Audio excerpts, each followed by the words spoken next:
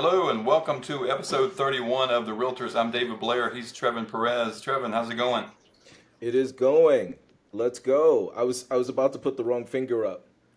So yeah, I'm excited. 31 episodes in, man. Who would have thought we would have been working together so well so long? 31, or about to be 31 arguments later on when we finish this and we get ready Yeah. to edit it. Yeah. But 30 arguments that haven't ended friend and fellowship. So yeah, good things. What's going on? What's going on in real estate for you right now? Anything exciting this week? I'll tell you, this week, well, last week would have been great because I was on fire. This week started with me losing a buyer on one of my listings. So, that wasn't too pretty, but I got a much needed price reduction. And at the very least, closed on Monday and still have two listings that have passed the crucial inspection contingency. So I'm like, thank goodness. So it's been a battle cry every week, man. How about yourself? Going good. Three closed this past month. Got some new listings, probably about three or four that we'll bring into the market. I know we're working with the same customer. You're going to bring one on in your area. I've got two here. So things are good. Things are good. Kind of fun, interesting thing today. I don't know if you have this problem or not, and it's just I don't know if it's a pet peeve of mine. It's kind of funny sometimes, and sometimes it's not. Is that when you get an agent that goes to the property and they can't access the garage code and or the door code. It always seems like it's a challenge for some agents in our industry to access a four-digit code to get into the garage or get into the door. And it's especially aggravating if it's a property that you literally just left an hour before then and put that same code in, and you've got an agent that's calling out and saying, I can't get in. I don't know, is the code right? You're like, yes, it worked a little while ago, Yeah. and now there's that fear. They're like, I guess we'll have to see it later. You're like, no, no, let's figure this out. Let's walk through this. You're maybe you've got a momentary lapse in judgment. You're putting in the wrong numbers. I said 1269. Can you enter that again and make sure that you've got the numbers correct? So Right. she was able to get into the property eventually. I was right. That was the code. So, but just one of those funny little things that could affect, business. Because if you think about it, it seems like a small thing, but how many times has that happened, to us on maybe the other side, or you can't get access to a property, you can't see it, and just that little thing can change the trajectory of whether that buyer sees that property, ultimately buys it. I mean, it's a small thing that can turn into a big thing. Absolutely. Yeah. And these buyers see so many properties and they start mixing up the details and what they like. You got, if it's two people involved, they are disagreeing on what they like best. They're trying to sell each other, right? So, you have a case of let's make a deal, and it's like we're going back and forth, and now you're convincing me about something that I thought I liked, and that's where we have to go back to the house and see it again. But oh Sure. well, the agent can't get into the combo lockbox or the Sentry code box or the garage door opener, and technology just drags it on and on and on, and then their schedule is crazy.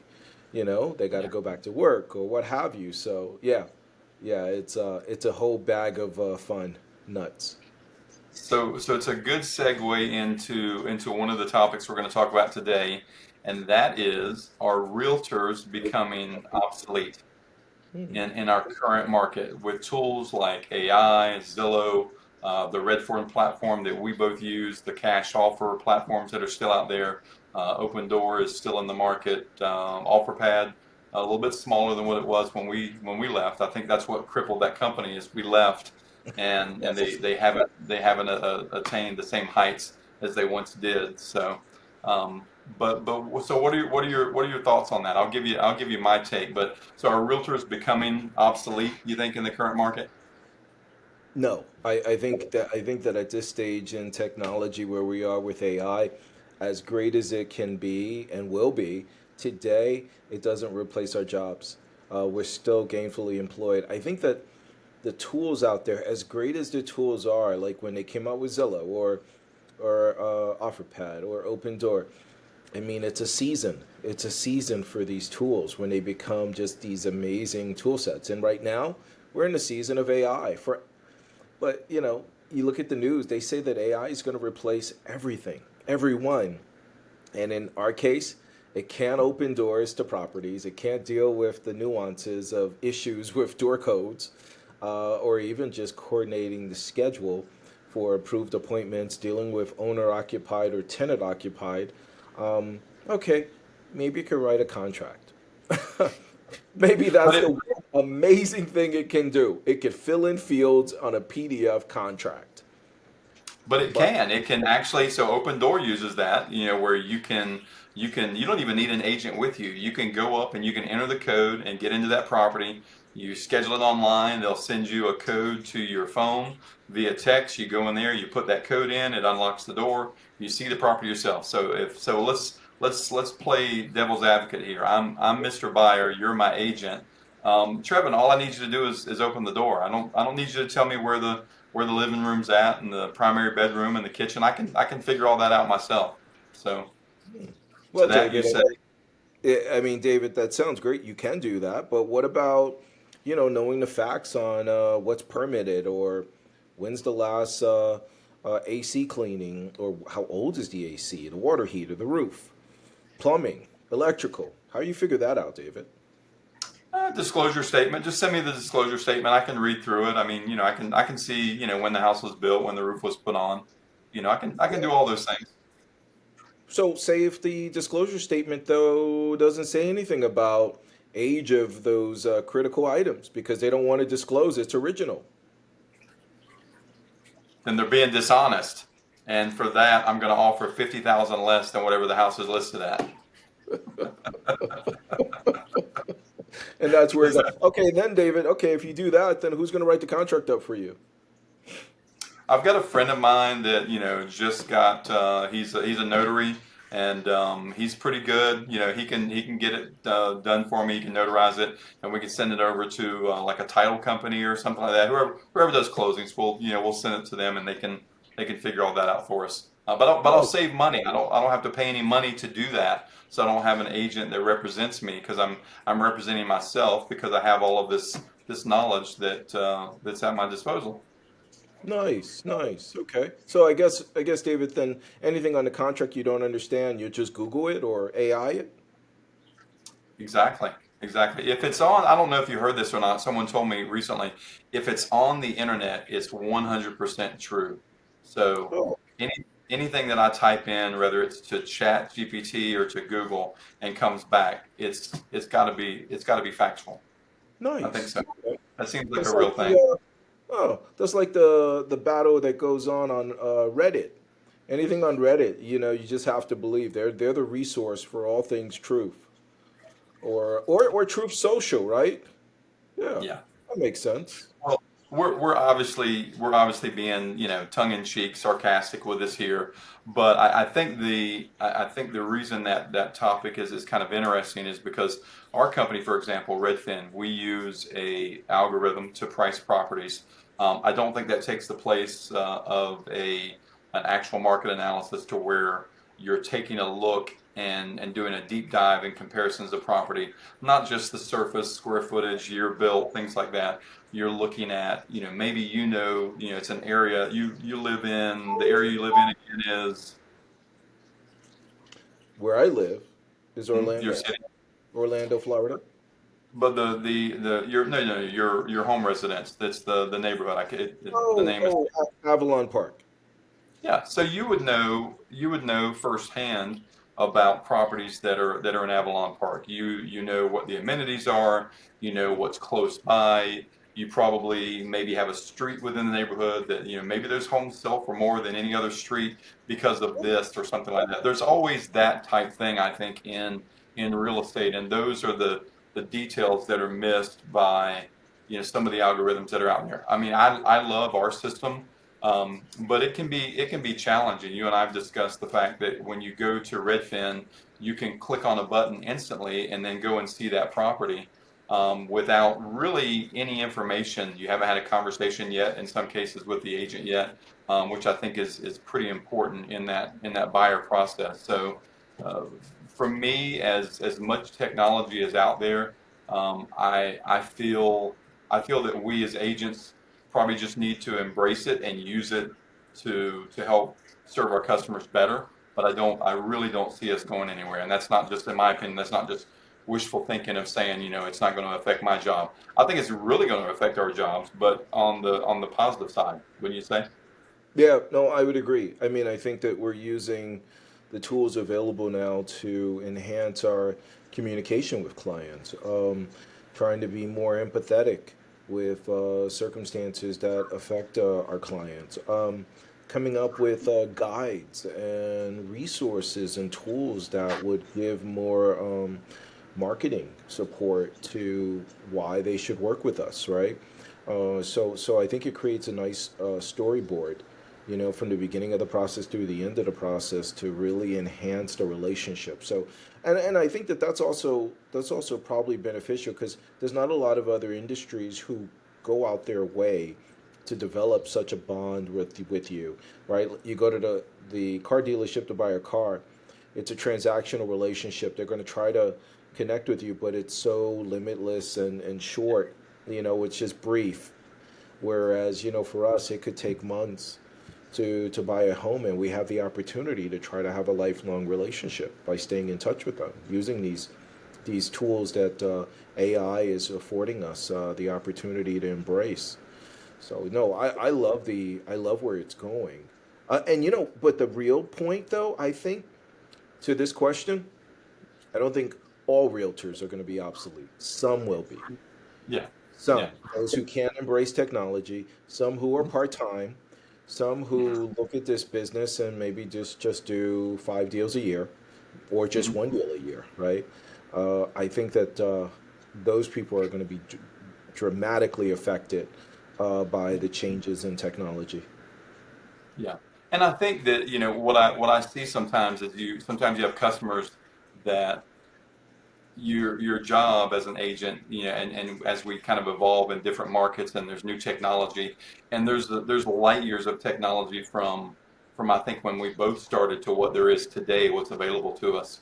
We talked about, you and I talked about a couple of weeks ago with ChatGPT, to where you can actually go in and have it analyze a particular property for you. Maybe you got a home on the market that's not selling, within the time period that the seller is hoping for.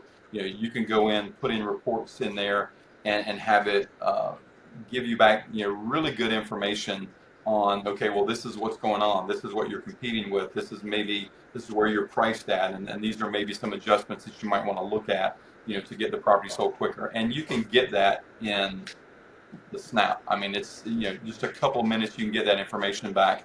Whereas that used to take quite a long time for us to go in there and do that. But you do have to have the knowledge base, I feel, to be able to go in and to be able to decipher that information. I've said the same thing for years in my career, is that I can watch videos and I can read a book on brain surgery. It doesn't mean I can do it. I'm not versed in that. So a lot of times it's being a professional like we are, and being able to serve your clients and decipher that information. And then, so let me get your take on this. So the personal side, I think, is really what ultimately is going to keep, I don't want to say a traditional agent, because obviously you're going to have to evolve, but there's still this. There's still face to face. There's contact. There's communication between, the agent like yourself and the buyer and or seller, and that other agent that you're communicating with. At some point, we handle a lot of deals via email, via text, but at some point you got to pick up the phone and have an actual conversation and see how someone's feeling. What are your thoughts on that part of it?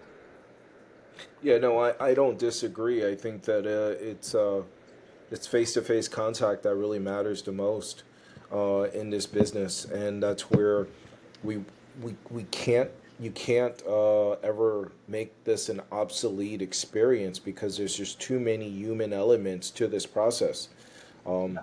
the inspectors, you always have to have a physical inspector do the inspection, right? Unless you're going to have a robot do it. Mm-hmm. And then even with the appraisal, you could do a desktop appraisal to Mm-hmm. avoid a traditional appraisal, but they still will order a BPO, a broker price opinion, and have someone like a realtor go out there and fill that form out. So Right. it's like you still have people involved in the entire process of the transaction, and quite frankly, you know, to dumb it down even further, like your biggest investment you want to do on your own, it's like if I have a nice car, do I really want to do my own transmission fluid change? Or, maybe you rotate your tires or change a tire or two, but is that really your best use skill put to work? Your dollar per hour best asset time spent doing that kind of labor? Like, no, you have a lawyer that represents you in a court of law because you're going to jail. Like, you could study it in jail, but what got you in jail is you didn't have a good lawyer. Like, I don't know. It's just a strange thought to me. Or even taxes. I think like the DIY of our generation, everyone wants to be a DIY. Mm-hmm. Taxes. Okay, you could use TurboTax, but do you always get the most return you should get? Is it the best scenario for you after 10 years and you're not getting audited? Like, it Yeah. just behooves me that like people analyze the real estate market and our industry so bad. And I think the part of it is TV, right? Mm-hmm. HGTV, the Netflix shows, glamorizing these agents. Mm-hmm. That's I feel like that's the source of this problem. Yeah. So speaking, you mentioned like the do-it-yourself menu type thing, that we're looking at with a lot of sites now. So do you think there's a depersonalization of real estate in the current market? Is that what we're going towards? I think so, right? I think everybody wants to do the research online, right? They don't want to talk to us right away. They Yeah. want to, do their analysis first and then judge us to determine if we can add value to their process and Yeah. It's a maybe good point. include us.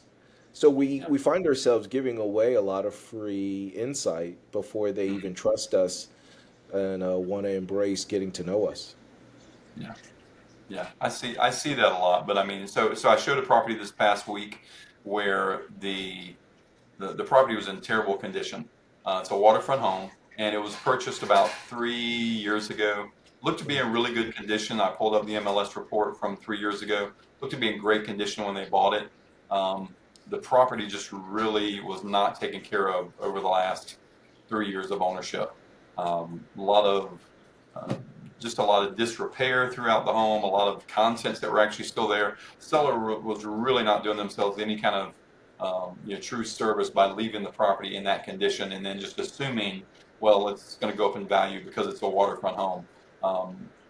My contention with the buyer, I told asked me, so what was your opinion? I said, well, waterfront property obviously goes up in value. They're not making any more of it. I said, but at the same time, I think it probably went up in value on that end, and it came back down. I said from the disrepair and the fact that they just didn't keep the property up. Damaged stairs. I mean, damaged walls. Just damaged flooring. Just a lot of things that were wrong with the property itself. And so there's I think value in that when you're able to have those conversations with buyers who don't see as many properties as we do on a given week. We see 30 plus homes, in a given week. It's not uncommon to see that kind of number. So we see a lot that's out there, and I think have we're both really active agents, so you've got a good pulse on what the market is, and when a property's in good condition and when it's not.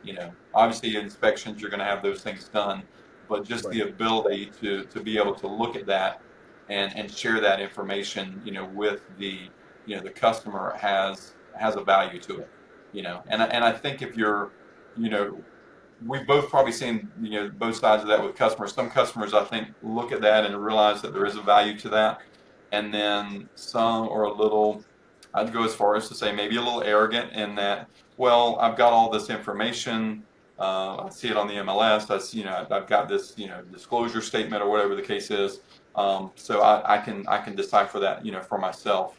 But I'm always gonna take the side of have an intelligent, professional agent on your side, and you're gonna come out better off. No, I would agree. I got to give you an example of what happened with that deal that died off this week. The buyer knew I was a listing agent, so the buyer understood the range in which the property can afford to be purchased for. He knew it was overpriced. We Mm, both knew. But he looked at the condition of the home, made some assessments. He asked for my advice. I suggested a couple of things to him. I mean, the repairs that what the home needed really did amount to something over 10 grand. mm, And I was like, well, as long as you could justify it with repairs, I think that, we could convince the seller. It wasn't an outside conversation that I could not have with her about the mm, condition of the home. mm, And so we got it under contract. Well, then he got his dad involved, and his inspector is a family friend, and they really just tore the house apart and almost started, trying to almost inflate the number more than what it was. This was the mm, lowest priced home in the zip code in the city. It would it He will not find something to replace this. And so mm, then for inspection repairs, he's asking mm, for another 20 to 30 grand. mm. It wasn't a a flip or a ghost house or anything like that. I mean, it was in great shape, but No, not worth $40,000 off the list price. So of course yeah. the deal fell apart, and of course it was a byproduct of just misguided information on reading the market by all parties involved. So that's just a perfect example to your point, though, that um, you got to listen to your expert, listen to the advisor you have on your team. We're not going to steer you wrong. Of course, you want it for free, but you're not going to get it for free. Yeah, in the meanwhile, Dad, stay out of the way. I get it that you have the best of intentions, but you coming in trying to be the hero for your kid and being able to walk away and say I either saved them 10 or 20,000 or something is usually not the case. Usually what ends up happening in those deals, and you can probably attest to this, more times than not that deal falls completely apart, and your kid may have not been able to purchase a property that it could have been a really good value for them, given, just letting the professional negotiate on your behalf. There are obviously other problems, properties that have problems that I'm not saying anyone should go ahead and just move forward and not take the advice of a friend or relative, but I think some of that's on us. You do have to, if you're gonna work with an agent, you do need to let that agent do their job, and that can be an encumbrance. I mean, it really can. And when someone that is, you know, not willing to stay in their lane, so to speak, and wants to give their opinion is, and I can get that from a standpoint of, I've got older kids, you know, if if I say something, they may look at that and say, well, he's my dad, he's got my best interest at heart, he's gonna look out for me. Trevin, I don't know Trevin that well. I've just known Trevin for a couple of months now. We started looking at houses, and now he wants me to make this big investment, but my dad says that Trevin's crazy, so I shouldn't do that. It's that kind of mentality that we're up against, I guess. Right. So it's Well, go ahead. and with that said, you have to ask yourself the question: in this market, in this political climate, in the world we're in 2025, is home ownership still an American dream, or just a debt-ridden ball and chain? What? How as agents in the field, this is our bread and butter, but given 6% and a quarter interest rates, how do we see the world heading into more home ownership as the American dream? Well, I think if you look at it from the standpoint of, now, it's easy to say when you purchased a property several years ago because we probably both paid way below what the current market is right now. So I don't want to sound arrogant when I say that, because it's easy for me to say, having purchased that. at today's prices, I would probably have sticker shock as well at what some of the prices are right now, because I see that a lot when I have first time home buyers that say, okay, well, this is my budget, but this is my budget and this is what I want. Right. And they're always like that to a certain extent, but no greater time than in the current market than we're in right now, I think, in that there's a huge disconnect regarding maybe what you can rent. Maybe you can rent a property, for less than that, and a lot of that gets tied to the interest rate, what it is, and that's why I think we've seen a slowdown in the last couple of years, obviously in the market, because you can't buy as much, and maybe it makes more sense for some to go ahead and rent a property, that I can just simply, if the AC breaks or something like that, I could call and say, hey, you know, send somebody out to fix your AC unit, kind of thing. But we both know, and I'll let you kind of give a little short list. We both know the huge advantages of actually owning a property, and you know not just what you're paying each month, but what it does for you as far as liquidity and things like that. You've got your property and investments. Talk to me about that a little bit. Yeah, I mean, I think that it's always a good time to buy, even though there's sticker shock and interest rates are high. I mean, let's face it. So, yeah, I play in the rental space. To me, the current 6% interest rate is not something abnormal. I mean, for investment properties, we're in the 7, 8, 9% range. Mhm. I have friends who are in over 10% range for an investment property. If the numbers can be if the numbers can eke out a profit, then it doesn't really matter what the interest rate is. Oh, that's my sleeping alarm. You know, I got to go to bed. We got a running joke Normally, because normally Trevin sets that alarm, and that lets me know, when I need to stop talking. So, yes, I don't I know if have that's that going to be a alarm long. on. I have that alarm on remote. I'm like, okay, stop. All right, stop. All right, how about now? And the batteries don't work. I got like 4 or 5 remotes for you. You Yeah. know, but But no, like but you were saying. Yeah, you were saying. yeah. So yeah, the high interest rates are not really an issue especially if it's something you're going to live in and enjoy for what it's worth, right? Just Yeah. like the proverbial phrase, driving until the wheels fall off, right? I mean, Mhm. get your money's worth out of that investment, and 5 years you blink and you got some improvements in equity. I mean, but of course, you also have to make it physical improvements. Like I have clients who I'm talking to who bought a rehabbed home just like 3 4 years ago, and her interest rate was over 6%, but she's done nothing to the house. So it's like you also got to do some improvements to it. So it's almost like one of those scenarios where you go to the gym. You can't just put half 50% effort in the gym. You got to go 100%. You got to eat right, right? You can't just say you're lifting heavy, you're doing lots of cardio, but you're putting junk in the machine.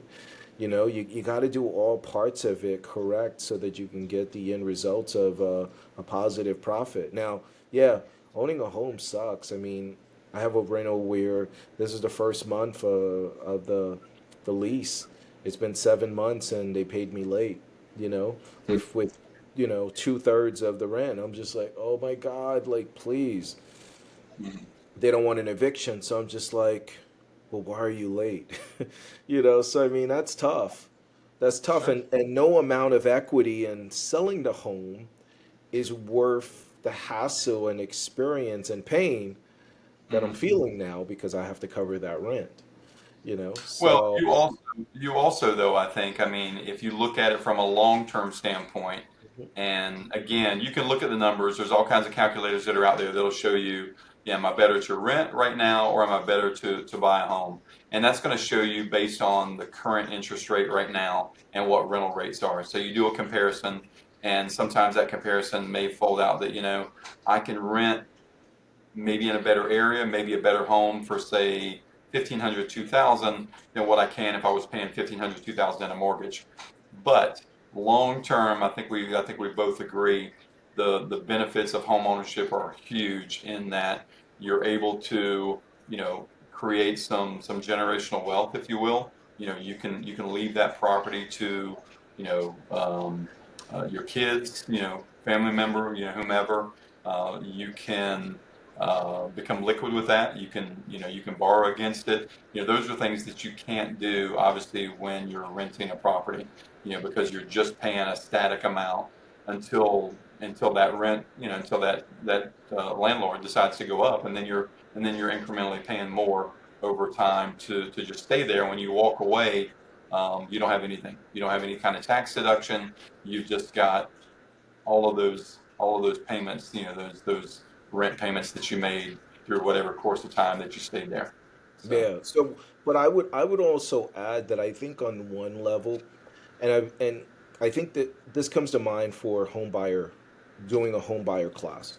Like mhm, it's one thing to say you could afford the principal, the interest, the taxes, the insurance.